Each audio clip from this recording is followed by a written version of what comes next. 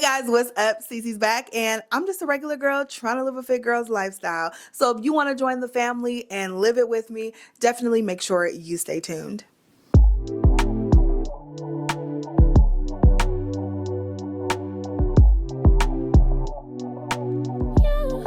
So you guys, this year in 2024, we are all about sustainability, trying to be consistent and sustain our wellness routine. No more falling off the wagon, no more taking an entire year off. What we're going to do is take care of ourselves and take care of our bodies on a consistent basis. All right. So if that is something you're interested in, if you're interested in following me and my journey, I have already posted several videos showing you how I'm going to start my journey and how you can start your journey too. So make sure you subscribe and join the family. We're so close to 1,000 subscribers, so we're small but mighty and would really love for you to join. One of the biggest issues that I have had over the years when it comes to my health and fitness, as well as other people that I've talked to, is how do I stay consistent? How do I build a routine to keep me consistent on that routine, to make me want to continuously do the things that I need to do to get that routine to be successful? Let's talk about it. When I went back and thought about what has really made me be able to sustain my wellness routine over the years, it all boiled down to 5 steps. So I'm going to go over those 5 steps today. Very simple things. You're probably already doing most of them, but I think what's most important in these steps is the order that you do them in. I think that is how you get the most out of your routine that you build. So let's get started.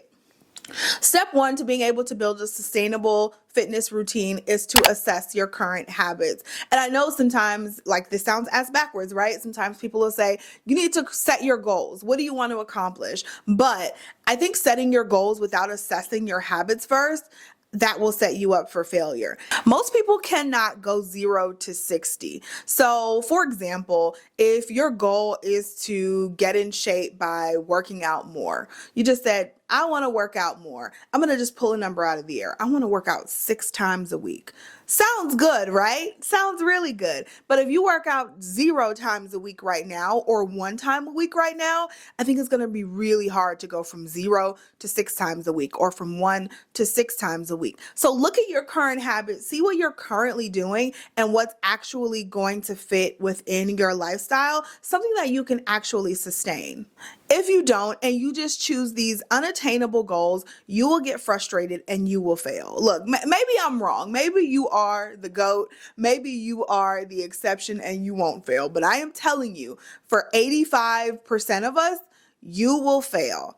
And so you have to look at your current habits and see how you can fit your health and wellness within those current habits and just stretch them a little bit. So once you take a good look at those current habits, that'll help you get to step 2. Step 2 is forming your goals. How you're going to do that is you're going to form your goals based on what you want to accomplish and also what your current habits are. So you're going to kind of join and mesh those together. So I gave a little example with the previous step, but let's go back to that. Your goal is to work out more. I want to work out more. That's great. So instead of saying, I want to work out 5 times a week when you don't work out at all, how about let's start with, I want to work out 3 times a week. Or let's start with, I just want to get in 8K steps a day. Let's start there. Let's start with, I'll take a 30-minute walk outside every day. Those are good initial goals to start with. Now, when you form your goals, you want to make sure they are SMART goals. So we started with, I want to work out more. Then we drilled down a little bit and said, okay, well, how much do I work out now? And what can I actually do? And then you start to come up with those goals. So instead of I want to work out more, I want to work out 3 times per week for 30 minutes. That is very specific. That is measurable. You will know if you did it or not, and you can keep track of it. So you want to make sure you have goals that you can keep track of. That is very, very important. Or else saying I want to work out more when you don't work out at all could be, I took 1 30-minute walk on Wednesday in the last 3 weeks, and that's me working out more than I did before. But that's not what you're really aiming to do, right? So make sure you really know what you want to do and how you're going to track it. Once I get those goals formed, step 3 is to work backward. So for me, I like to break my goals up into time periods. If you guys have been following me, then you know that I break my goals up from yearly to monthly to weekly to daily. And that helps me figure out what I need to be doing on a daily basis. So it's easy to say, I want to lose 30 pounds this year. That's what I'm going to do for 2024. I'm going to lose 30 pounds. That's easy to say on January 1st. But what habits are you going to instill in yourself? How are you going to be able to lose 30 pounds? That's where the work comes in. Not just what you want to do, but the work that you're going to put behind it. And the work that you're going to put behind it is going to happen every single day. So it's going to look different for everyone, but you have to think about that.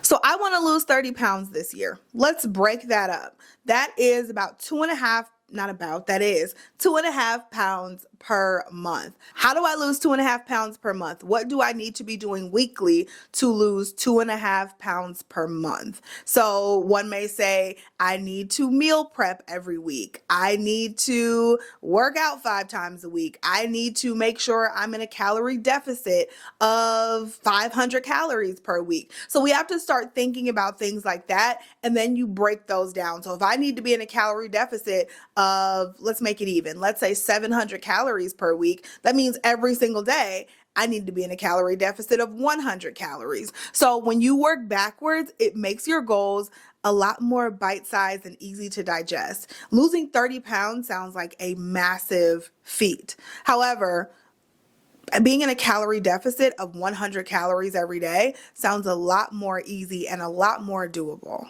So think about it that way.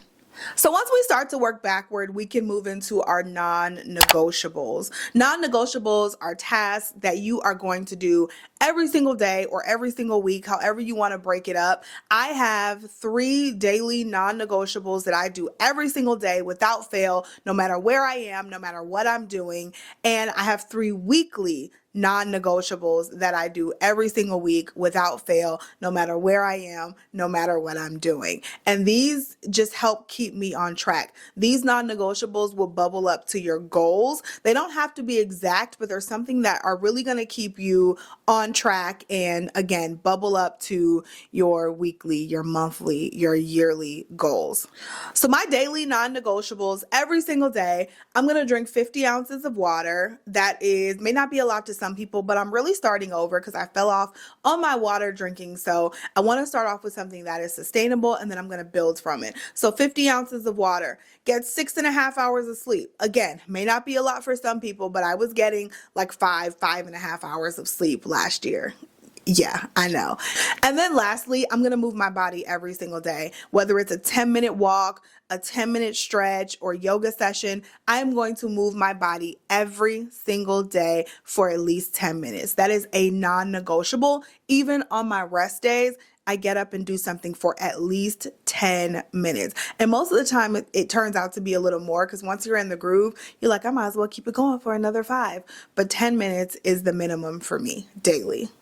For my weekly non-negotiables, 70K steps a week, every single week. So there are some days where I fall off. I used to say I wanted to walk 10K steps a day, but there are some days where I fall off and I only walk 8K steps. Yesterday was one of those days. I only got 8K steps in yesterday. However, on Tuesday, I believe, I got 15,000 steps in, so that made up for that deficit from yesterday. So 70K steps a week is the minimum for me. I also want to work out 4 times a week, every single week. Now, this weekly non-negotiable, I feel like if I start traveling, then I may have to adjust that for travel weeks. But when I'm at home, 4 times a week minimum, I'm going to go lift, I'm going to go run, I'm going to go do something. And that is my minimum. 4 times a week minimum for 60 minutes. I should have said that. Make sure your non-negotiables are specific as well.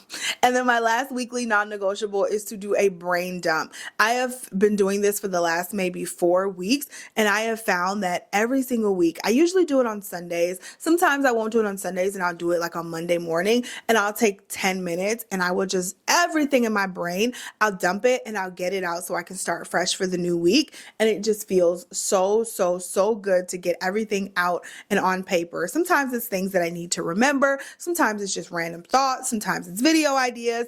It could be any and everything, but whatever's clogging my mind, I want my mind to be clear. I want to start the week off clear and free. And so Sunday nights before bed are usually the best time to do it, but I will get it done Monday morning, and it just makes me feel so much better. So we're not only looking to be physically healthy, but we're also looking to be mentally healthy as well.